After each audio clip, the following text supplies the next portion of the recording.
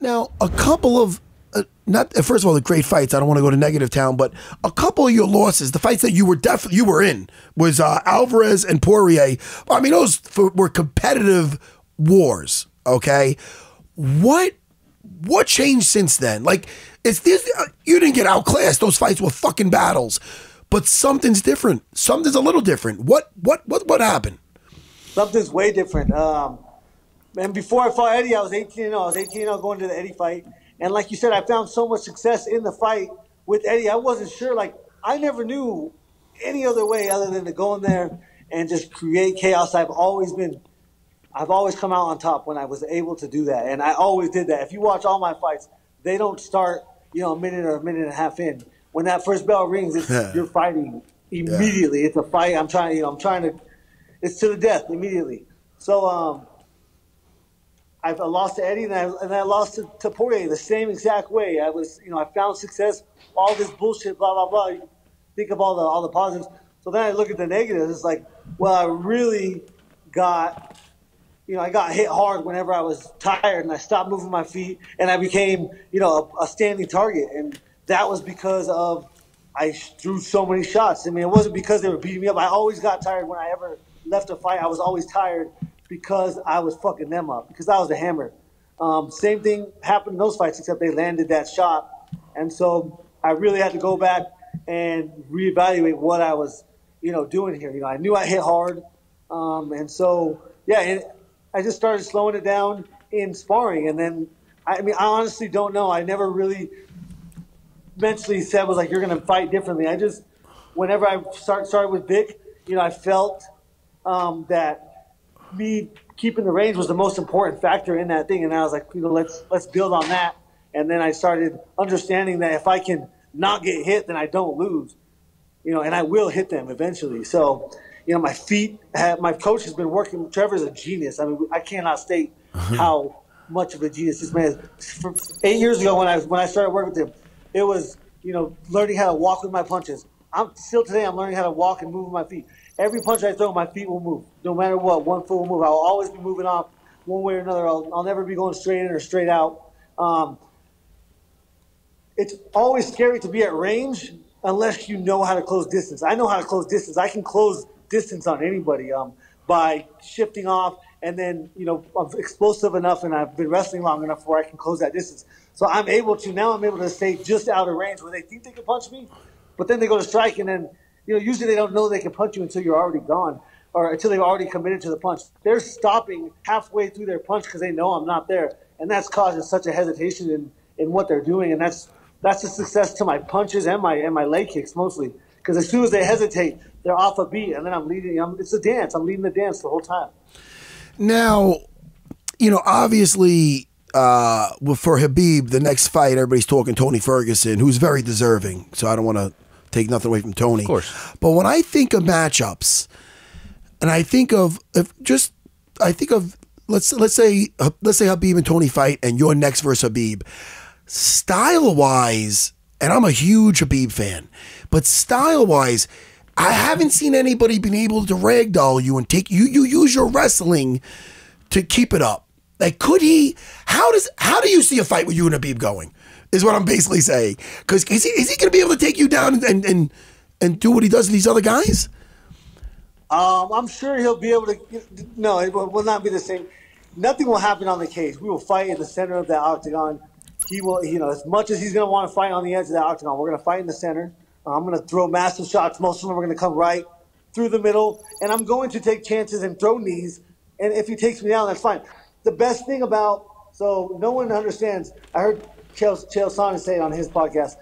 Thing about folk style wrestling. Folk style wrestling does not happen anywhere in the world other than the United States. I only wrestle folk style. I very rarely wrestle freestyle.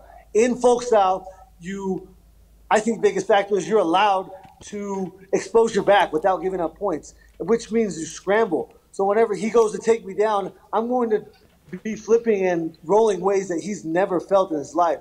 That's folk style wrestling. That's being able to expose your back. What he's done his whole life, these guys could never expose their back to get out of a takedown because they were giving up points. And that's the first thing you learn in freestyle is don't expose your back. So you go straight to your stomach and you keep up a takedown. they also never have to try to get up. They just lay there for 15 seconds, and then they stand them up automatically. In wrestling, folk style wrestling, you get awarded for getting up and escaping. You also get awarded for holding someone down. But I've had to, if one man can hold you down, two could rape you. That's been my. That's awesome. I've lived by quote. that since I was a little kid. I mean, that's been instilled in me. Like, you do not get held down. If one man can hold you down, then two can do whatever they want to you. However you want to put it. But you cannot hold me down. I will get up, and I will scramble, in a different way than he's ever known. And I have, no one in this lightweight division. Even you have a huge punch, but I don't think consistent. I think I have more power than anybody ever has consistently had in the lightweight division. Kicks mostly, and 4 or 5 kicks. I'm going to land 4 or 5 kicks through that fight. It only takes 4 or 5. I guarantee you, Donald Cerrone is limping today. It didn't seem like it was that big of a factor, but he was in so much trouble so early. He saw it, he knew it, and I knew it. And as soon as I figured that out, I was like, my coach wanted me to go to the body. I was like, as soon as I found so much success to the leg, I was like, well, I don't need to take the chance to go in and go to the body if I can stay out here and touch his leg, because I'm telling you, he wasn't walking right into the second, and he wasn't walking out of the second round. That's how much damage I was already doing. You can see that he checked my kick 3 different ways, tried to, and each one became more progressive of this fucking hurts way too bad. I don't know what to do. And then he took a chance whenever he had to, because he knew he was getting in such big trouble, and I was able to capitalize on it. That's how that worked. Did you see anything in Khabib's fight with Dustin Poirier or his fight with Conor that you're like, all right, if this is me, I could capitalize on this shit? Anything? I don't even watch fights in like that. I watch. Wow. It doesn't matter to me, dude. Like, I got thousands and thousands and thousands and thousands of minutes to be ready and to put for 25 minutes. I guarantee that guys like Dustin, if you've never wrestled, you would think that the best way to stop a takedown is to get away from it. Yeah. I wrestled Jordan Burroughs 2 times. I stopped 20 of his double legs, and that was by meeting force with force. I freaking threw my chest into his head as hard as I can, and I dug for underhooks, because the only way to stop a takedown is to meet force with force. You don't try to sprawl away. Whenever you do a sprawl drill, you don't throw your hips away. You drive your hips into the mat, because that's how you stop a takedown. So, yeah, I've wrestled my whole life. I hit so hard. I guarantee he's going to be in trouble. Dustin had him in trouble, and Dustin was on the fence the whole time. In that second round, I saw when Dustin was, pushing forward and Khabib was on the back foot. If someone like Gaethje is in here, I feel like, no disrespect to Dustin Poirier whatsoever, but Justin he's so unpredictable in the octagon, like he's saying, and so versatile with his movements, and he's never moving the same way. Are so similar whenever with their feet. Every time Khabib's going to fake for a takedown, they're going to hesitate. They're going to bite. Yeah. It's push pull. I push, you pull. I pull, you push. I fake, you react. You react. I'm already moving on, because you're going to react 100% of the time. Me and someone like Tony aren't necessarily scared to engage in that.